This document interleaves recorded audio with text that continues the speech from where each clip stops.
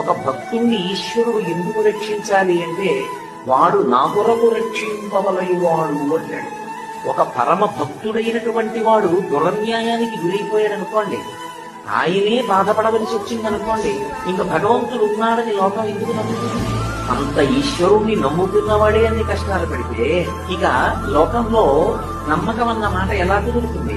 అందుకే పరమ భాగవతోన్ముడైనటువంటి వాడిని రక్షించడం వాడి కొరకు కాదు, నేనున్నానని లోకం నమ్ముతుంది, నా అస్తిత్వం దాని మీద ఆధారపడింది, అందుకని నేను రక్షిస్తానంటాడు. ఈశ్వరుడు రక్షించాలి అని సంకల్పం చేశాడనుకోండి, గ్రహములు ఫలితాన్ని ఇవ్వలేవు, ఆగుతాయి. పెద్ద ఫలితాన్ని ఇవ్వవలసినవి చాలా తక్కువ ఫలితాన్ని ఇచ్చి వెళ్ళిపోతాయి. అదే భగవత్ కారుణ్యంగా అర్థం చేసుకోవడంలో ఉంటుంది. ఒకనాడు అప్పటికి ఏదో కొద్దిగా కష్టం వచ్చినట్టు కనపడుతుంది, అంత మాత్రం చేత విచలితులం అయిపోకూడదు. ఈశ్వరానుగ్రహం అలా ఎందుకు వచ్చిందో కూడా పరిశీలించుకోవాలి.